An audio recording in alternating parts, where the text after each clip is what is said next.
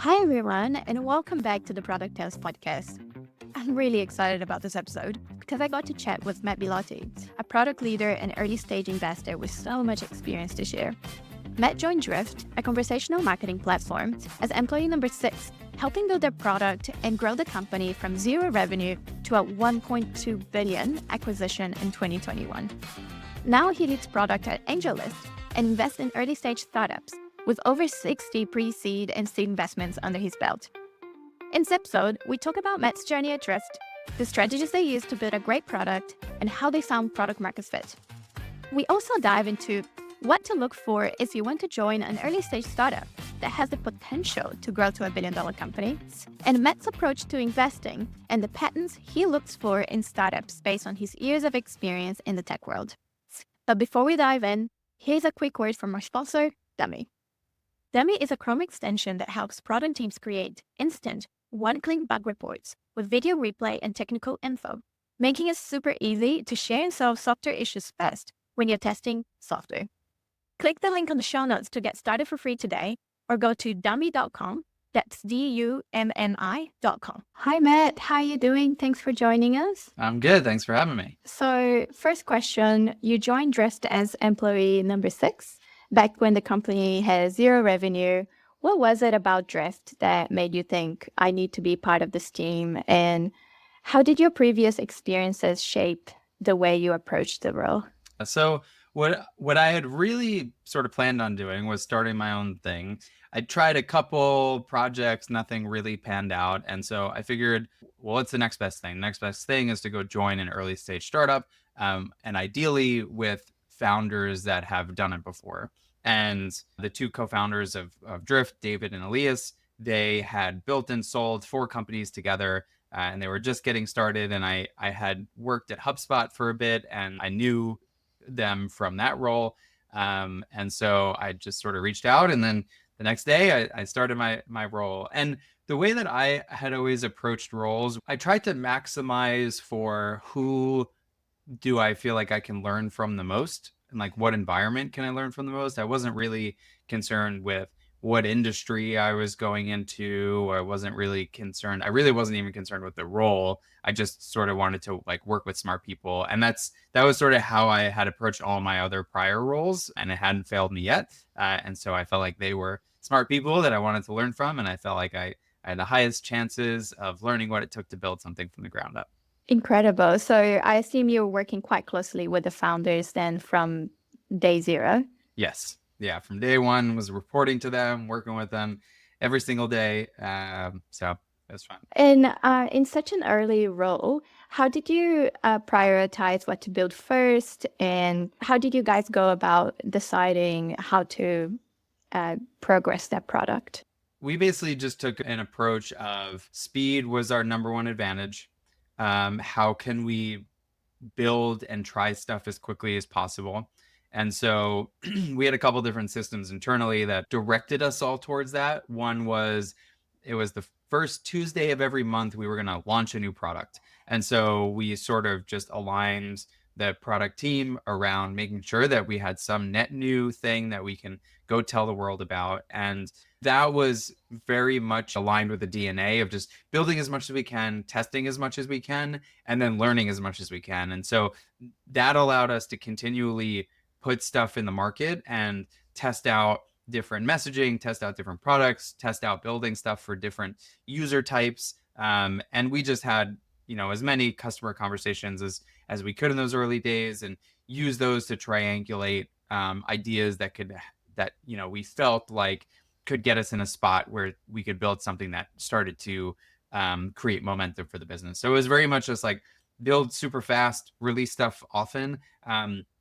And we got into the habit too of almost like pre-releasing stuff, like from a marketing perspective. We would put up the marketing page, and we would like put up the value prop, and we wouldn't even build the thing yet, but we would launch that and then see who cared. And, if nobody cared, then we would drop it and move on. If people cared, then we'd say, all right, well, maybe this persona is, we think that might be something here worth exploring. That's fascinating. So you would basically launch something every month, and if you realize that it wasn't actually resonating with the market, what then Did you just kill that feature, or how did you go about making sure that your product was still lean enough so that you didn't have all this tech debt behind Yeah. it? Yeah, it's tricky. So usually we would sort of just leave it there and move on. Um, there were definitely cases where it needed so much maintenance that it didn't make sense to keep. And so we would kind of make a trade-off of like, how much maintenance is there going to be with this thing? And if it's a lot, then we would like go through an effort, and I would, email the people that were using it, tell them that we were shutting it down. So it was really just a matter of maintenance effort.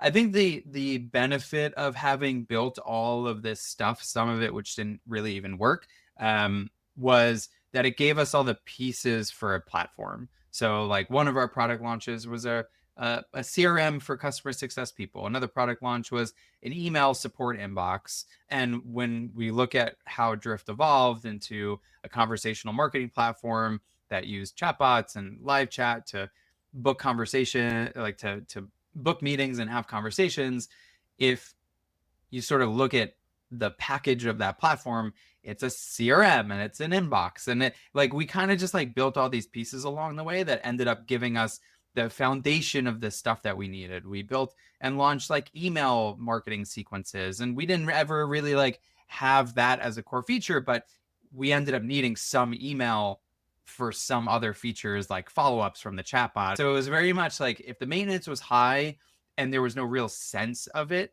fitting into a broader platform, then we would kill it. Interesting. And so you probably needed to have quite a lot of product ideas of what you wanted to build since you're doing things every month. How did you get those insights to kind of have constant features in the background? So I'll give a lot of credit where it's due to our co-founders. They are very much product people, and they are just like constantly thinking of ideas and stuff like that. So a lot of this stuff kind of came from them and what they were hearing and what they were learning. I had a relationship with every single one of our customers up to like 50 or so. And so I was just talking to them all the time and learning like what was working and what wasn't, and what they cared about and what they were interested in and what they would pay for and what they wouldn't. We had a salesperson that was technical. And so he was able to like pitch stuff that we didn't really have yet. He would sort of like semi-launch stuff in sales conversations. And I know in a lot of cases, like that's really not a fun thing when the salesperson's selling stuff that you don't really have. But because he was technical, like he could code himself. Like he came from a background of working in marketing software. So he had worked at HubSpot for many years. So he like knew what was possible and what wasn't possible and understood the market really well. So he would also just like sort of like test stuff on the cuff depending on how a conversation was going. And if he could get them to a point where they'd say like, oh, I'll pay $10,000 a year for that, or I'll pay $2,000 a month, then we would turn that around and say, all right, well, this feels like a thing that we could track. So it was sort of inputs from everywhere. It was like product minded founders, constant conversations with customers, and then like testing stuff out in sales. And it was a lot of the product launches that we had and we put out there, understanding what people were signing up for, what they weren't signing up for, and realizing like, okay, well, we have something here, or like nobody cared about this thing, or people signed up and then no one used it. Like, why? Did we not build the right thing? Or so just tons of like constant noise, and a lot of saying like, we're not going to just sit here and analyze all this noise for days and weeks and months. We're just going to like make quick decisions and launch something, and like just move fast. Like it was really just like move fast and don't get stuck. That's really interesting. So, how long did it take you to find the first feature that you thought, oh, this really resonates with the market, and now we have this foundation to kind of keep building upon? Was it the first thing that you built, or did it take some iterating, and how long did it take? Yeah, took a lot of iterating. So before I had joined, Drift had been a tiny team for almost a year, and they built a whole handful of products, like B2C products, like a note-taking app and a screenshotting tool. And like there was this whole an employee NPS product. Like there was this whole world of other products. And then when I joined, what I was joining into was, let's build a customer support, like the next generation of a Zendesk, the new customer support platform. And we went through like 4 or 5 more like main products to different customer segments until we launched the chatbot. And that was the thing that when we launched it, there was a lot of interest in the market. People were signing up. We had also around that same time hit on a nerve around marketing messaging, which was no forms was what we referenced it as. And basically what we were trying to say was like, most B2B websites out there collect information of people interested in buying through a form on the website. And our position was like, that sucks. Nobody likes that.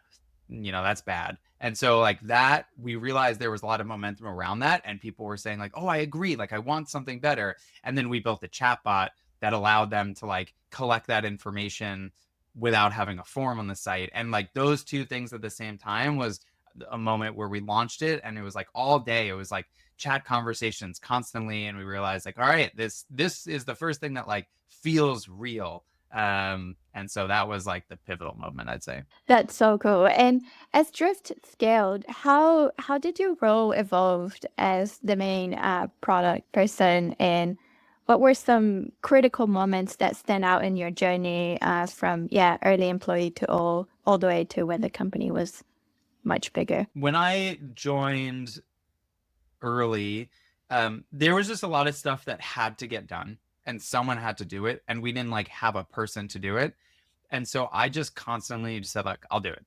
So like, I'll answer all the support tickets. I will do the product marketing videos. I'll write all the help documents. I'll like do the early sales. I created a really, really well-rounded skill set in all these different verticals of how a company works. And then we would hire people in, and I would like help train them and onboard, and then hand it off, and then like watch a person who knows the thing well take what I did and iterate on it, and then like actually scale it out and make it work. So I'd say like those are really, really pivotal moments of volunteering for all those pieces, and then watching the handoff and like learning how people ran the handoff from there.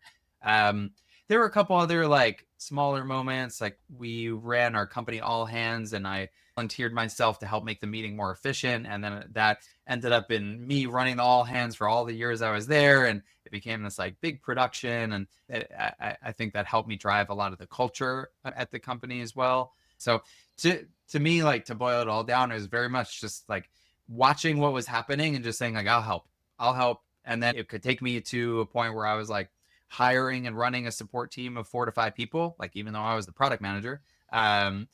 Or I would like jump over to a different team entirely. It was a lot. It was a lot. And I definitely worked a lot of hours, and I definitely put myself through the ringer quite a lot. But I learned so much through that whole process. Which phase do you think was the most challenging one for you?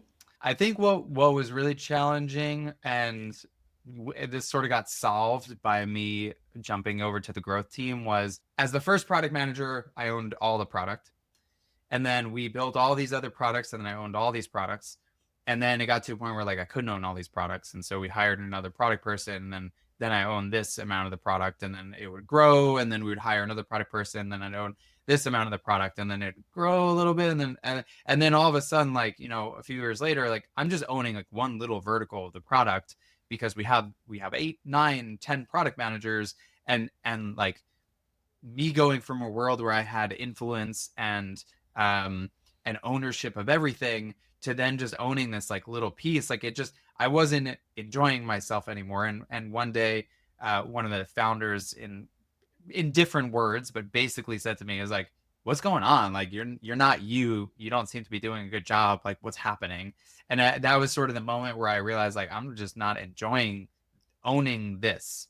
And I like owning this. And so switching over to the growth team, like I think it was like, I don't know how many more years I would have lasted there at Drift if the growth opportunity didn't show up. But then me jumping into that gave me a whole new paradigm of how to think. It gave me like a couple teams to work with. It gave me a whole new world to play with. My ownership got to increase again and became a lot more cross-functional again. So I'd say that was a very pivotal moment. And that before switching over was one of the hardest phases for me. Yeah, I can understand that, especially if you're there from the beginning, you have so much ownership. As the company grows, you kind of have to give responsibility to other people in the team. And that changes the dynamic. So when you're working with growth, were you still heavily involved in the product direction and strategy, being in the growth side? How did you work cross-functionally between the product and the growth team? It changed a handful of times. The main way that it worked was the growth team was given a task of like driving more leads or converting more demos or generating more signups or generating more revenue.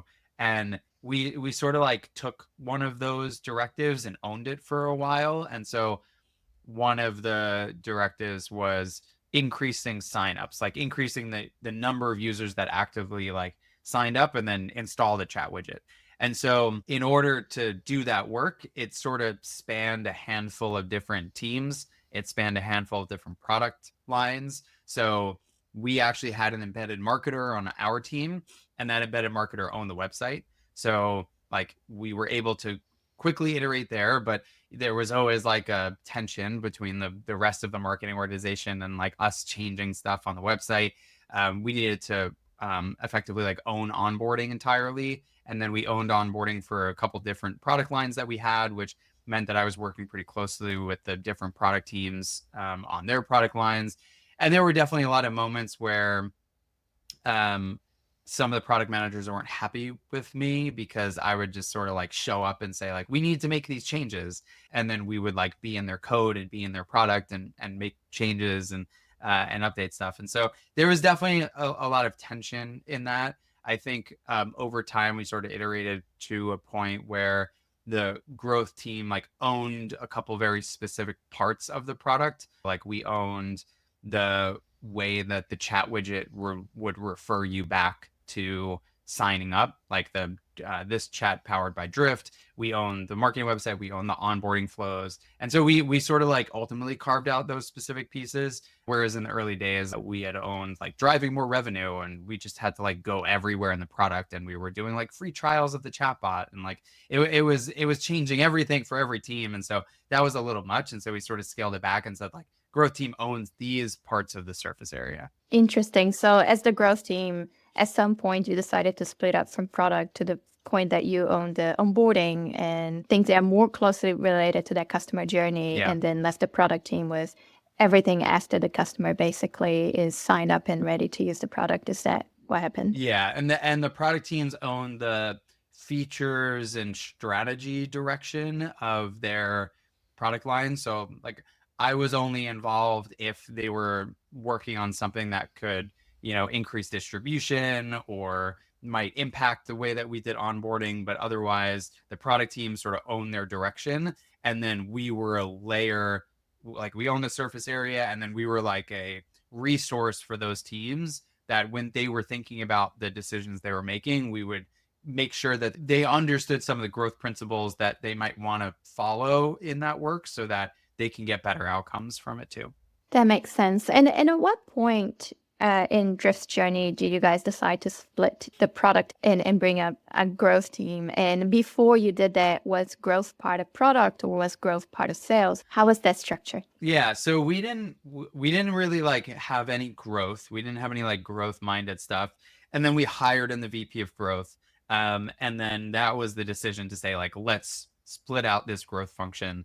And for a bit of time, growth reported up to product. And for a bit of time, growth reported up to the chief revenue officer. And for a bit of time, growth reported up to the chief marketing officer. And so it was very much like we shifted around to try to find the right fit, but it's hard. And I don't have any learning from that or any of the other like dozens of growth leaders I've talked to say like, you should do it this way, or like growth should report here, or growth should be its own function, or like it should be integrated. Like I think it's just so dependent on the culture and the business and the way that the product teams work and how the rest of the company operates. And it's very much like you sort of have to find what works best for you. And in my head, I think the ultimate outcome of growth is that product teams just work with growth mindsets and growth principles, and there's not really like a growth function in the same way. I think you have, growth oriented marketing teams, you have growth oriented sales teams, but it's a lot more about principles than it is sort of like its own de facto group. Interesting. So it's almost like you're sprinkling the principles of growth throughout the organization, and that obviously relates to product quite closely. Yeah. And Just Journey led to a 1.2 billion acquisition. What do you think were some of the most pivotal product or strategic decisions that significantly contributed to this outcome? One, our aggressiveness at just like building and launching stuff early, because that was how we iterated and got to the chatbot that booked meetings and qualified leads on the website. And like that ended up being the business that we scaled around. I think a couple other decisions, like we made a decision to explicitly go more upmarket and to sell bigger deals to like mid-market and enterprise companies, whereas we came from just selling to like small and medium businesses. I think that gave us a lot better business metrics overall. Like we had better net retention, we had lower churn rates, we had better average contract value. Like all the metrics were better as we moved up market, and I think that was what gave us a really good positioning there. I think like a lot of credit to the founders as well. I think they did a really good job sort of mapping out what the market looked like and who the other players were in the market. And given the constraints that they were working within, for example, we would look at Intercom and Marketo and HubSpot and like all these other folks in the space, and sort of mapped out, well, Marketo's incentives and the way that their business works means that they have to go this direction, and Intercom needs to go this way, and like that means that there's space here. And so I think our leadership team did a really good job identifying what those gaps were and what the gaps, like where the gaps would open up over time, and focusing us on those. And I think that just put us in a really good place, in a really good position. I can see how going through the trouble of looking at the market from that more like holistic strategic way would give you really interesting insights, and not every founder or every startup actually knows that they should be doing that at the beginning. So that's really interesting.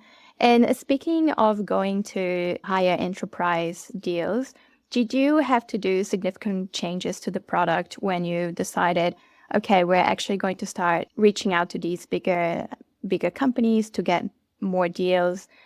Was it quite a shock to the product culture that you had up until then? I think the entire organization had the DNA of build quick, launch stuff, like we could be iterative with it. Whereas we realized as we moved and sold more upmarket deals to enterprise clients, like they didn't like that. They didn't like that the product was changing all the time. They didn't like that we built something that like kind of worked. They didn't like that they would show up and a button would be moved. Like we had to do some relearning of how we wanted to approach product. And I think we infused the company by hiring a handful of product folks that came from more enterprise businesses, and that helped us round out our understanding of how do we think about building product differently.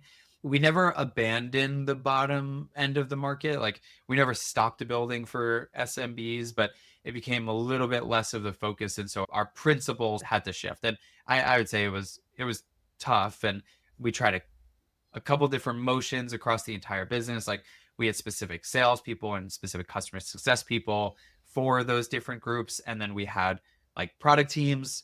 Like for a while, maybe like a year or a little over a year, we had product teams aligned around customer size. So like we had a product team aligned around enterprise, and like it kind of didn't really work because like, they're all going to use the same features, and it's like who owns what features. And so then we shifted to the product team being focused around the user persona. So like our main personas were a marketer, salesperson, and an admin. So like the VP or whoever's like coming and getting reports, or ops people. And so we had the product organization focused on that. So like a couple of product teams were focused on stuff for the marketer, and a couple of product teams were focused on stuff for the sales user. And so that actually worked pretty well. And I'd say that was one of our further iterations that helped us get to a point where the product organization then got to deeply understand what were the needs of these different groups and how did they differ between, the small, medium, and the bigger customers. And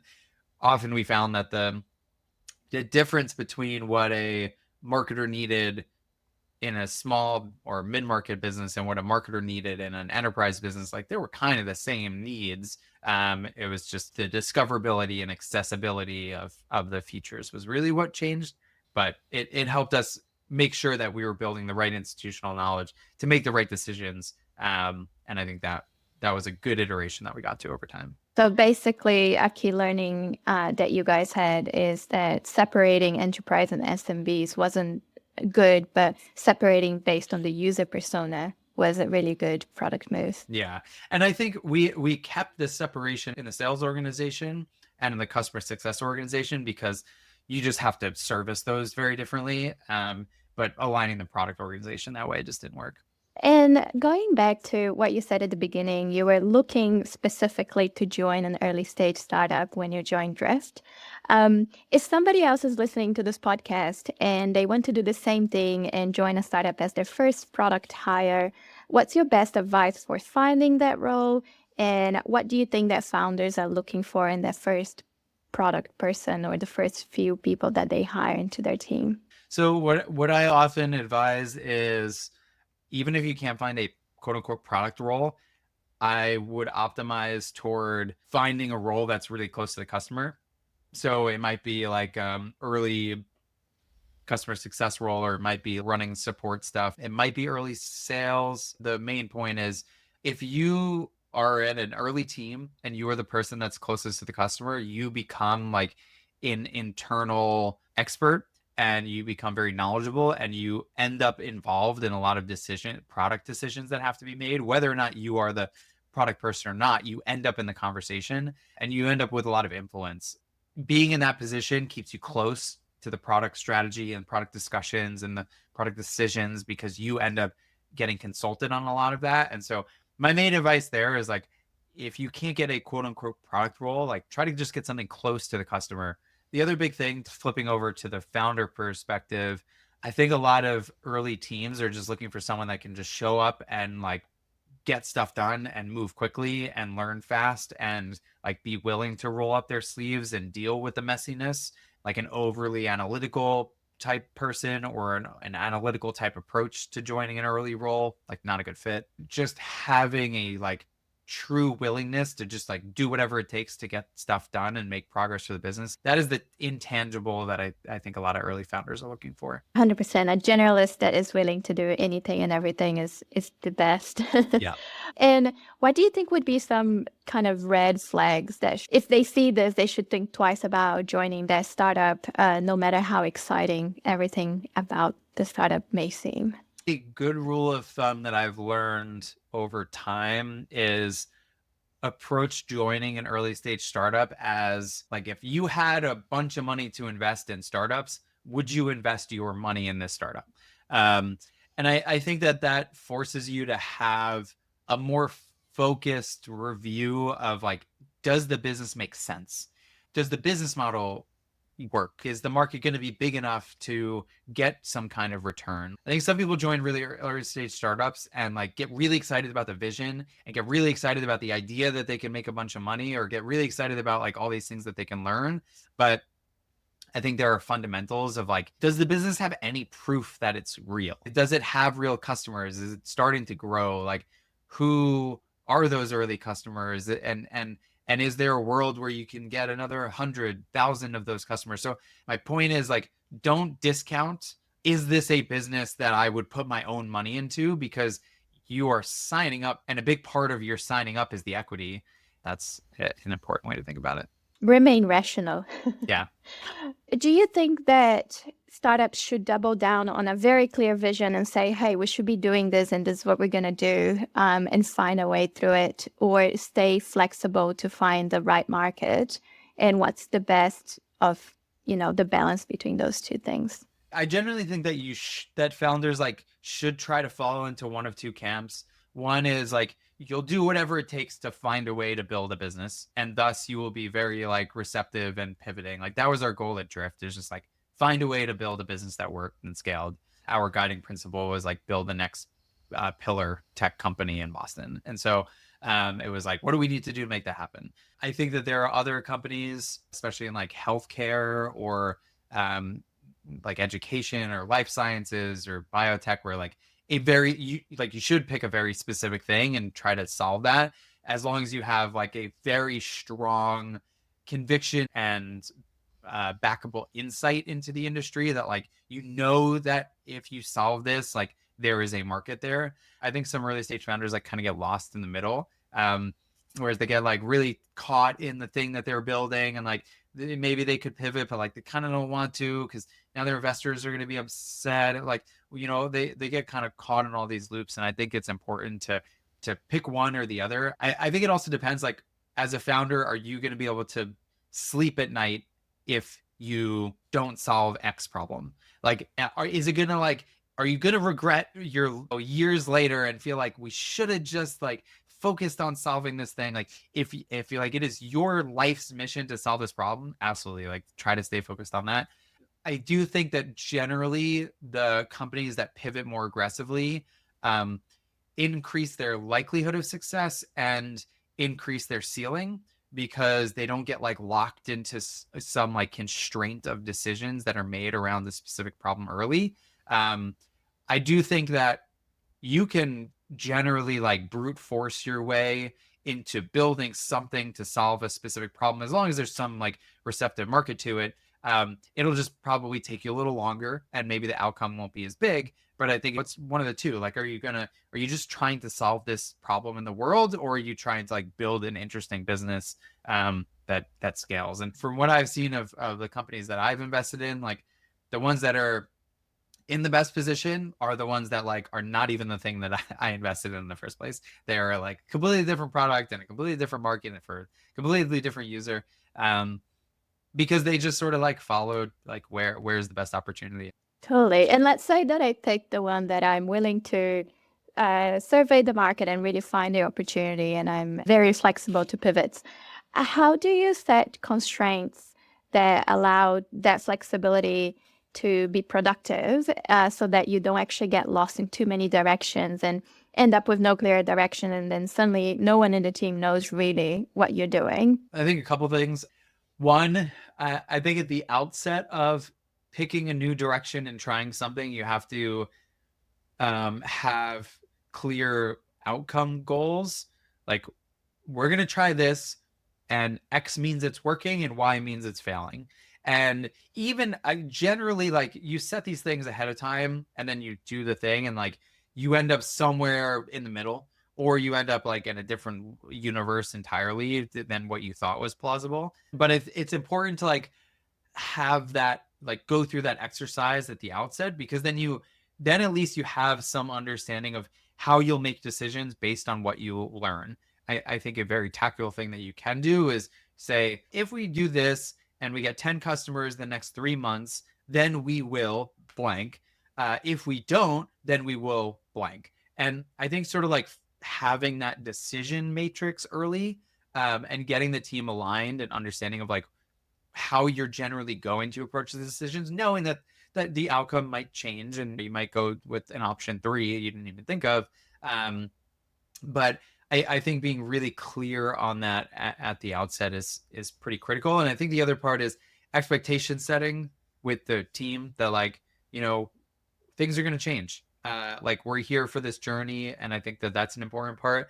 I also think it's important to like have a general principle of what you're trying to do. For Drift, it was, we wanted to, from day one, even with all the like other products before we got to what we ended up building for scale, our focus was like, we wanted to improve customer to company communication. And so like it gave us some guardrails of like how to think about the world. And there's so many things that can happen in that relationship, but it helped to give us some guardrails. So I think some general guardrail of like, what is your perspective on how the world is shifting, and like what you want to capitalize on, but also like setting expectations with the team that like things will change and things will be messy and like no one will know, but we're going to make the best decisions we can. And And ideally, you just want to like find people that are along for that ride. Yeah, I love that. We kind of went through that a little bit with Demi. To what extent do you know then, hey, we found this niche in the market and we think that this is going to become, our product market fit? Is it very clear, like night and day, you will know, or is it a little bit more nuanced and sometimes you just kind of have to be patient? I think in a lot of cases, it'll look different based on the industry and the market. When you have customers, if your customers can clearly explain why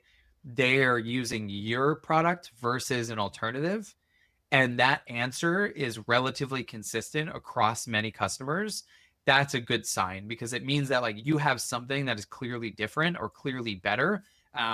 And the market understands why that's better, or at least like your early adopters do, and they can verbalize that. And then you can use that in your marketing and messaging, and it starts to create this flywheel. What do you think is the biggest myth about product market fit that is actually not that true?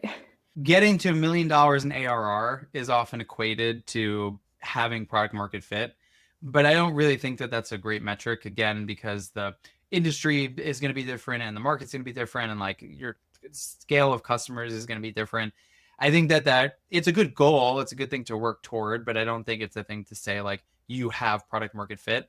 I think another is, just because you have a certain number of customers, that alone doesn't say that you have product market fit, but showing that you have a significant portion of your customers from a specific distribution channel, I think is really important. So that means that you've not only proven that you can get customers to show up and buy, but you know where to find them and you know how to find them again. It's all about, like, to me, product market fit is all about like, have you proven repeatability? So, back to my point earlier, can customers explain why you're better and why you're different and why they're choosing you versus something else? And do you have a clear perspective and understanding of how you can find more of those people? Like, those two things in combination start to really mean product market fit. And so there's no like single moment, there's no like we've done it, there's no number, but it's when you have consistency in those two, that means that you're getting closer and closer. So you're getting product channel market fit. Yes. Yes. Awesome. And you've been actively involved in early stage, investing and advising, deploying over 60 pre-seed and seed checks. What do you think is the biggest mistake product-wise that early startups make, and why does it happen so often? I think founders can kind of get really precious about the thing that they started with. And then, back to my point earlier of like choosing to solve a specific thing or like being more flexible. I think if you're choosing to solve a specific thing, you have to be realistic about the signs that say like this isn't working or like this is not going to work. And whether that's like a constraint of the industry, it's, a misconception about the buyer, it's a lack of budget. You have to be realistic about like what are the reasons that this isn't going to work and constantly de-risk those. Sometimes there's a tendency to like be so focused on making the product perfect before you launch it, or before you start putting it out there or getting more customers on it, or you have customers, but like every product release that you have, you want it to be perfect, and like getting caught in that cycle, like you only have so many months of runway if you've raised money from VCs, and you have to make the most of that. You have to just learn as much as you possibly can quickly, because if 16 months go by and you need to raise another round and you don't have any good reasons or good explanations for like what you learned and how you changed and like how you've evolved in your understanding of the market, like you're gonna have a hard time. And so being realistic about trying that stuff and just like getting things out there earlier and quicker, I think is important. I've seen a lot of founders get caught in the perfection piece. I've seen a lot of founders get caught in like the overly analytical piece, where they get like so caught in like, well, we could do this or we could do that, and then they 3.5 months later talk to them again and they're like, we haven't quite figured out like which. You have to just be making decisions. No decision is like infinitely more damaging than any decision at all, because at least you can learn from one. So make decisions and don't be afraid of failure. And it's okay if you fail as long as you keep iterating and making more decisions quickly. Yeah. So that at least you can go back to it and say, hey, here's all the stuff that we learned since, because we've been trying all these things, instead of being in that limbo where you're too scared of making a decision because you don't know which one is the right path, but then you end up not going anywhere. Yeah. And I think one other piece is you have to focus on having a good strategy. And a good strategy is not like, you know, build fast, or, you know, that's not a strategy. You're like, be the best version of this product is not a strategy. A strategy is being really explicit about like who you're going after, who you're not going after, what you want to be differentiated on, and what you are okay being worse than the rest of the market. Like you have to make those trade-offs and be clear about those trade-offs. I think founders get caught in this world where like they need to get everything to table stakes. They need to like make sure that the product is at parity with all the competitors. But, you know, 2 years later and you're at parity with all the competitors, well, guess what? Like they've built 5 net new things, and now you're just like, you're playing a game of keep up forever. And so like you have to also be really clear on like what are the bets that you're making and why are you making those, and how do those fit into with to who you're after and why you think you can win them. Which I think goes really nicely with the point that you made earlier about looking at the different competitors and where they're going potentially based on their current product, and finding the niche between that. And now you've moved on and joined AngelList since Drift. What kind of motivated to join AngelList, and how does your approach to product for them is different from when you were at Drift? When I was ready to move on from Drift, one thing that I was considering doing as my next full-time role was to start my own small venture fund, like raise a small fund and just do investing full time.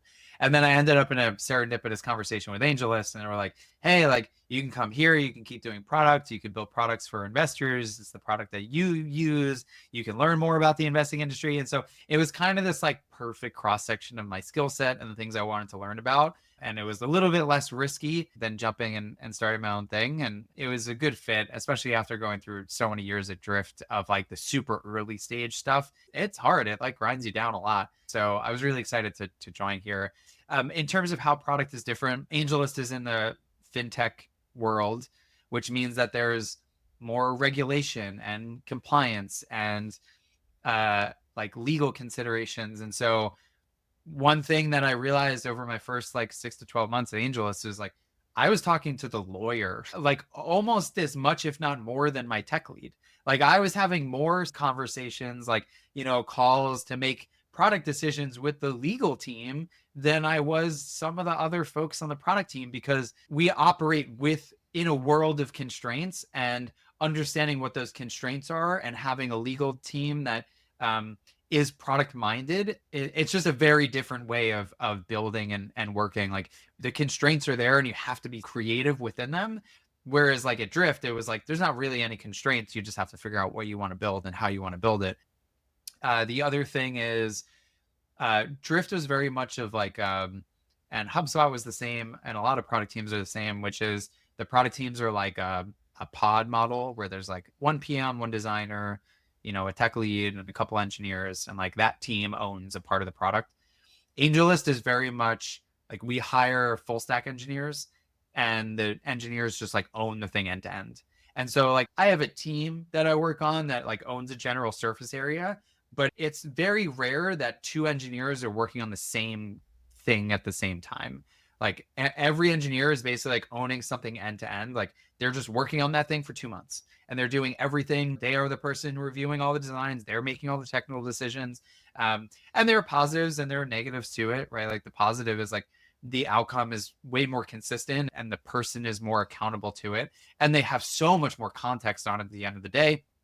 The downside is obviously like they're the person with all the context. And so when they move on to something else, like they are almost like forever the owner of that thing. And there's just a lot more work streams happening. Like I'm not just thinking about like, what are the 2 things that my team's working on? I'm thinking about what is every single person working on? There's just a lot more like balls to juggle from that perspective. Yeah, that's a very different way of building product. Do you know what drove their decision making on doing a product like that? Yeah, I think deep in the culture of AngelList is very much individualistic, accountable, very much built on the belief that empowering the person closest to the problem will yield the best outcome.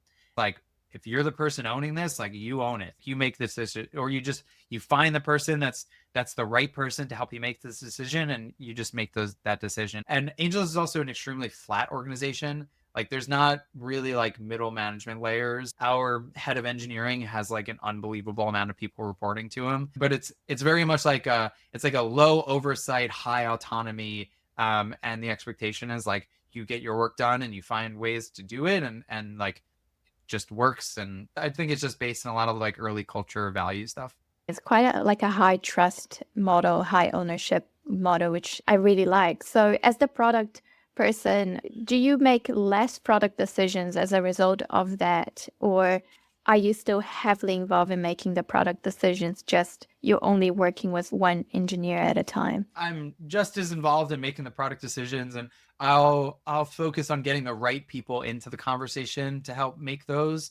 I think it lends itself to more strategic decisions that I'm involved in, because like the engineer and the designer are just paired up and working on the details, and they know it so well that I don't have to help them make every call. I think that's the thing that happens in some product teams, is like the product manager ends up in every small decision because like they're the arbiter of like most knowledge that's related to what is being built. Whereas here, like, the engineers talk to customers, they jump on calls, like, and we did the same thing at Drift, and it was very much like a high interface with the customer world. But I find that because it's so high trust, I'm like less in the loop on all the small decisions that are being made, and I have more space and more time on focusing on like what, like, are we working on the right thing? How do we want to think about scoping these like bets that we're making across the entire product suite? So that gives you a lot more time to think strategically. And, if you were to build an early stage team again from zero, is there a role or skill that you avoid hiring until later, that you think that in general people try to find that role too early and it's not useful? I think any sort of analytical role, unless you're like B2C, like consumer, and you're going to have a really high volume of stuff, I would generally hold off more so on hiring support. Like, I think the entire team should be doing, like, the whole early team should be doing support. And I think AI like starts to change the leverage you can get to run support teams. But I think there's no replacement to the engineers and the designers and the PMs and the sales team members and the marketing team members, like answering customer calls or like answering customer emails, like reviewing the chats. Like, I think that's a really important piece as well. I think depending on the market and the product, sales would be in that bucket. And so I think the answer is very much dependent on like, what am I building, and yeah, what does that mean? So I guess talking about product-led growth, you often speak about building products that acquire users organically. Can you walk us through some of the strategies or principles for achieving this in an early stage product, provided that the type of business that you're building makes sense to do that product-led approach? Yeah, I think the core principle here is it's important to look at every touch point that your product has or could have with another user and optimizing for those. So whether or not that is a touch point where one person in the team is going to be sharing something with another person on the team, like you have to understand how that happens and what that looks like, and then you can optimize that and create systems that like make that easier and make it, make it so that the product grows more organically within a team. Any external touch point that an end user has with a product, like at Drift, for example, we had the chat bot and the chat widget on thousands, tens of thousands of websites. And so like the flow where it says like chat powered by Drift, like that, when people click into that, like optimizing for that, like any external touch point that your product has with a non-user, I think really optimizing for making that stellar and making that a well oiled like conversion machine to get people from, oh, this is interesting, I might want this too, or like all of that. I think the main point is look at all the touch points that your product has with a non-user, or could or should have. Like, maybe there's a world where the product doesn't have any touch points with more than one user, but that your users often send weekly reports to their manager, that the tools that you built roll up to. So like, can you make something there to make that easier and make it so they're more likely to share that? And then, the product gets more recognition that way. So I think it's do an audit of all the places the product could touch someone. Love that. And last question is at Dummy, we believe in learning through failure. Best way to learn is by failing. Can you share with us the biggest failure that you faced in product development and any lessons that it taught you? Yeah, the very first product role that I had was a really early stage startup. I didn't really know what I was doing. Many of us didn't really know what we were doing. The whole company kind of fell apart and the product didn't really go anywhere. And I think a lot of that was we just kept making all these assumptions that like we could build this really cool, like really special product, and people would love it. And it has like, it would have all these incentives, and it was like this interesting thing. And it was like a two-sided marketplace sort of thing. And we spent all the time making a really interesting, engaging thing from a supply side, but we didn't spend any time thinking about the demand side, like who is actually the demand side was going to pay us. And we just spent no time like actually validating that what we were building and what we were going to be pitching to them was going to be valuable to them at all. We just sort of operated under this like core assumption that we could build this platform. And of course people want that. And of course they'll pay for it. And so like spent all the time on the other side. And then when we got to the point where we had to start making money on it, it was like nobody cared. We didn't stress test that early enough. And I think that's the biggest thing is like stress test, will people pay for this as early as you possibly can? Yeah, that's a very important lesson to learn. And I think that any startup you eventually get to that point, whether it's because it fails and it doesn't work and you need to reiterate, or because you actually get money. So awesome. Thank you so much, Matt. This has been a great conversation. I've learned a lot and I really appreciate all your insights. Yeah, thanks so much for having me. Hope it was useful for the audience. Hope you enjoyed this podcast and thank you so much for listening. We release new episodes every 2 weeks, so make sure to subscribe wherever you listen to your podcasts so you don't miss a new episode. I'll see you in a couple of weeks.